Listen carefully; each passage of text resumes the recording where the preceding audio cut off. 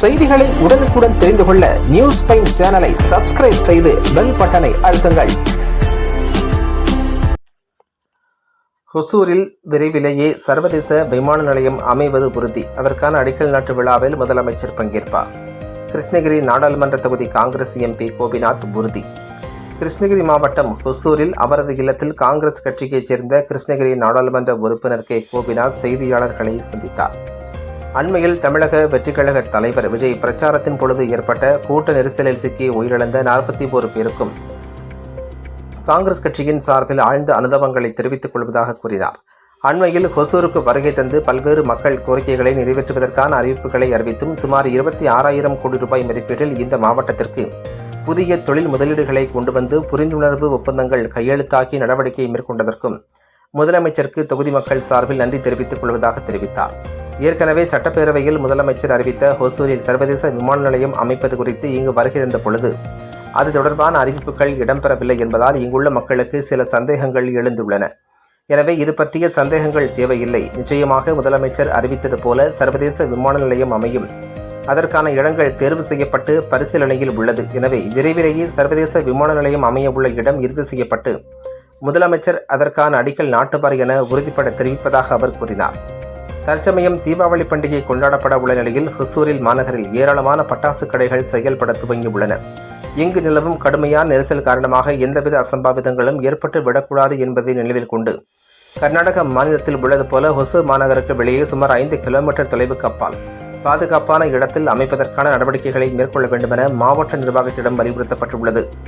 ஏனெனில் தீபாவளி பண்டிகைக்கு குறைந்த நாட்களே உள்ள நிலையில் விரைவாக நடவடிக்கையை மேற்கொள்ள வேண்டும் எனவும் எந்தவித அசம்பாவிதங்கள் நடைபெறாமல் தடுக்க வேண்டும் என கேட்டுக்கொள்வதாக அவர் தெரிவித்தார். வாக்காள பெருமக்களுக்கும் அனைவருக்குமே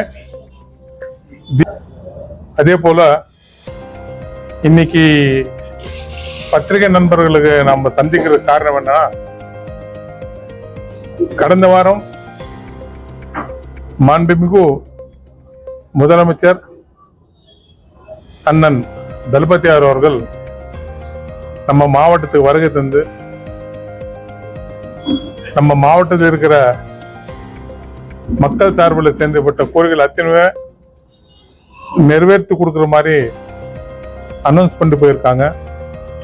அது மட்டும் இல்ல, கிட்டத்தட்ட 26,000 கோடிக்கு இண்டஸ்ட்ரியை நம்ம மாவட்டத்துக்கு கொடுத்துருக்காங்க. முதல்ல நம்ம சார்பில், நம்ம மாவட்ட தொகுதி மக்கள் சார்பில் அண்ணன் மாண்புமிகு முதலமைச்சர் அவர்களுக்கு மனமார்ந்த நன்றி சொல்ல நாம கடமைப்பட்டிருக்கிறோம். அண்ணனுக்கு நன்றி. அதேபோல் அண்ணனுக்கு நேரடியாக சென்று 2 நாட்கள் முன்னால மாண்புமிகு முதலமைச்சர் அவர்களை சந்தித்து அவருக்கு நன்றி சொல்லி வந்தோம். அப்போ அண்ணன் என்னென்ன பணிகள் உங்களுக்கு ஏதாச்சும் இருந்தா சொல்லுங்க சொன்னதுதான். முக்கியமாக ஓசூர் பொறுத்தளவுல இவ்வளவு பெரிய இண்டஸ்ட்ரி வருது, இண்டஸ்ட்ரி ஹப் டெவலப் ஆயிட்டு இருக்கு. இமிடியேட்டாக என்ன பண்ணணும்னு கேட்கும்போது முதல்ல நம்ம காவேரி வாட்டர் பிளஸ் எலக்ட்ரிசிட்டி அதுக்கு தேவையான பணிகள் எக்ஸ்பேண்ட் பண்ண கோரிக்கை கொடுத்தோம். உடனடியா அவர் பரிசீலிக்கிறேன்னு சொல்லியிருக்காரு. அது மட்டும் இல்ல, இன்னைக்கு இருக்கிற காலகட்டத்தில் உங்களுக்கு நல்லா தெரியும், போக்குவரத்து நெரிசல்ன்றது ரொம்ப பலமா இருக்கு. Heavy traffic consumption. அதுக்கு என்ன வழி என்னும்போது அடிஷனலா ரிங் ரோட்ஸ், ஏற்கனவே ரிங் ரோட்ஸ் இருக்கு, அந்த அடிஷனலா அந்த ரிங் ரோட் பணிகள் ரொம்ப ஃபாஸ்டா செஞ்சு அந்த ரிங் ரோட்ஸ்ல என்டையர் ரிங் ரோட்ஸ்க்குமே ஸ்ட்ரீட் லைட்ஸ் கொடுக்கொண்டு கேள்வி அண்ணன் கேட்டதாக அது பரிசீலிக்கன்னு சொல்லியிருக்காரு. அது மட்டும் இல்ல, நிறைய பேருக்கு மாண்புமிகு முதலமைச்சர் அவர்கள் விமான நிலையம் அறிவிச்சிட்டாங்க, இன்னும் வரல, அது பத்தி ஒரு வார்த்தை கூட சொல்ல நிறைய பேருக்கு சந்தேகம் இருக்கு. தயவு செய்து அந்த சந்தேகம் தேவையில்லை. அண்ணன் தளபதியார் சொன்ன மாதிரியே நம்ம மாவட்டத்துக்கு விமான நிலையம் இன்டர்நேஷனல் ஏர்போர்ட் கண்டிப்பா வரும்.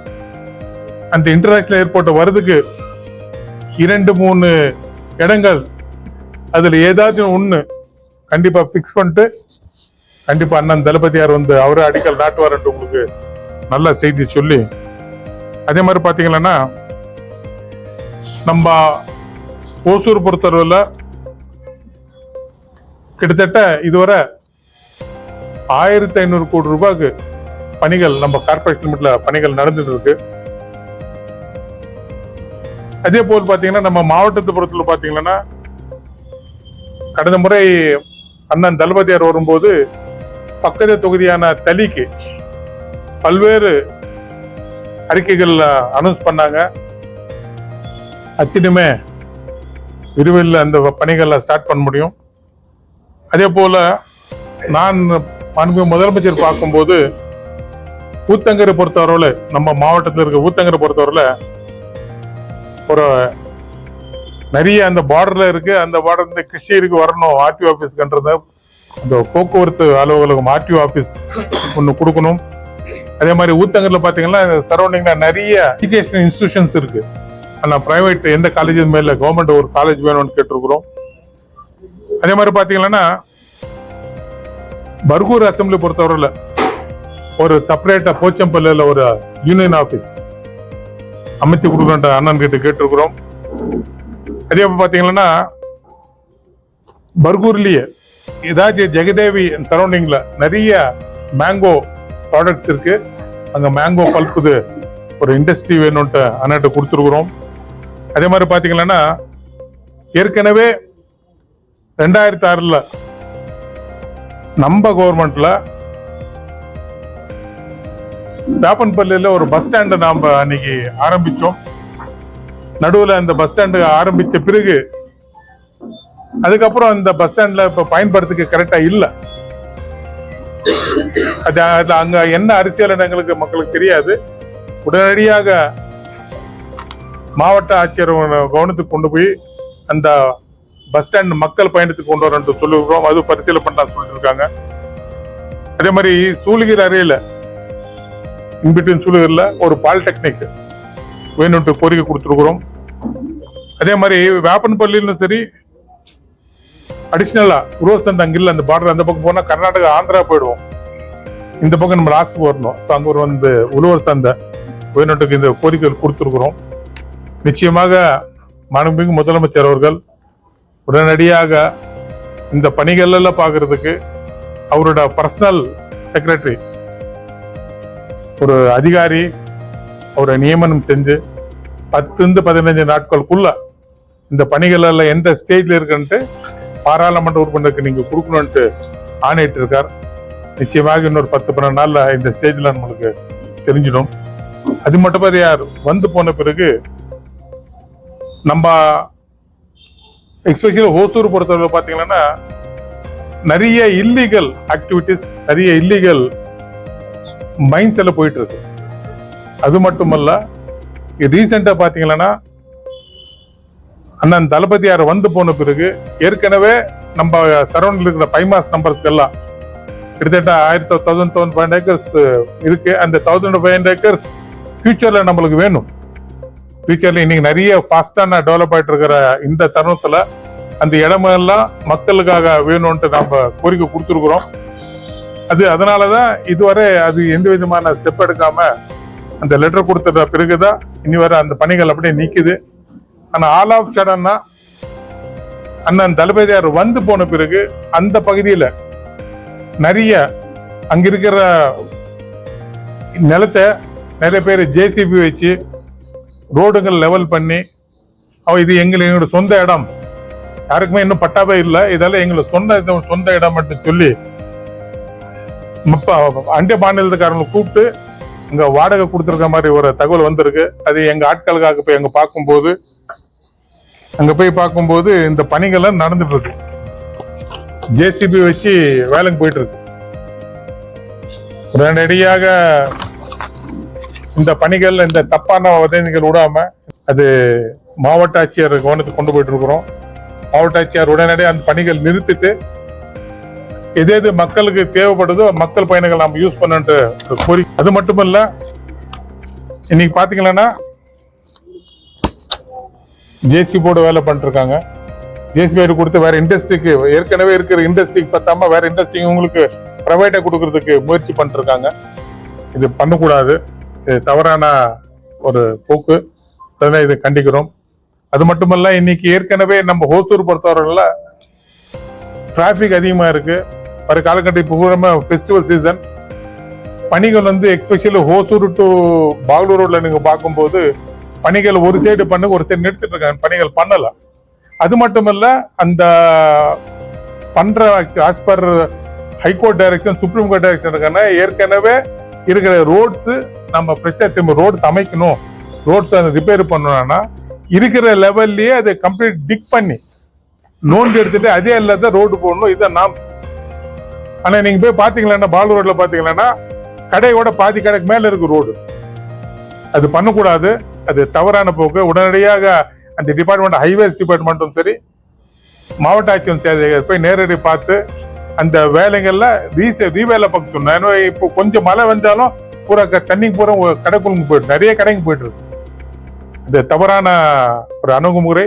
உடனடியாக அந்த வேலை திரும்பி ஏற்கனவே எப்படி இந்த ரோடு இருக்கோ கடைக்கு கீழே இந்த ரோடு மாதிரி கம்ப்ளீட் போற ஆஸ் பர் நாம்ஸ், அரசாங்கம் என்ன நாம்ஸ் வரும் அந்த நாம்ஸ்ல கம்ப்ளீட் பூரா டிக் பண்ணி ரோடு போட வைக்கணும். அது ரொம்ப ரொம்ப இம்பார்ட்டன்ட்.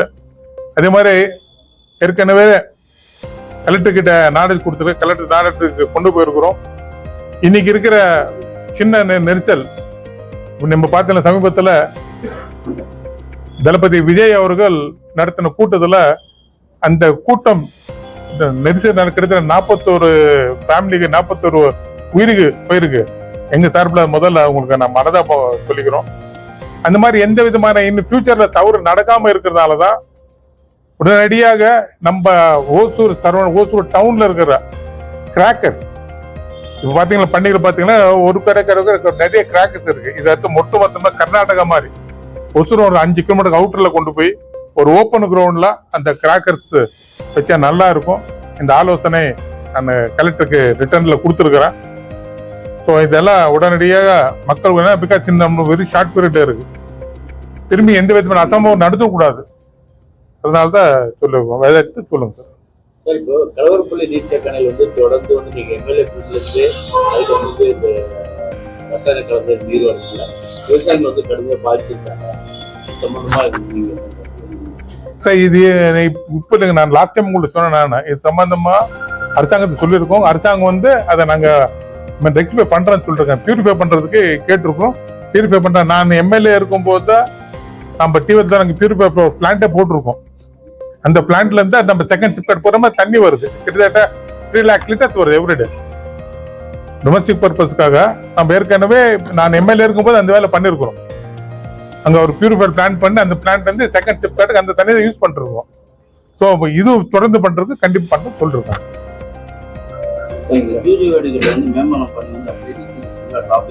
சரிம்மா,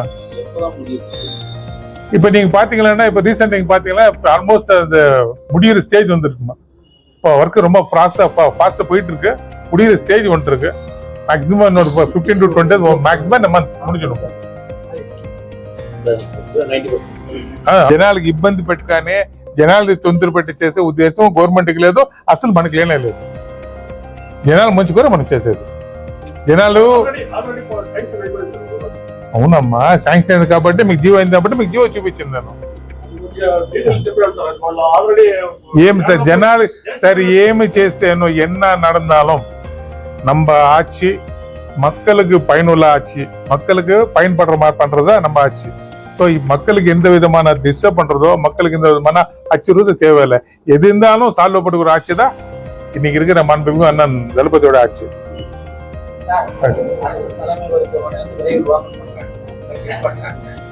பண்றப்போ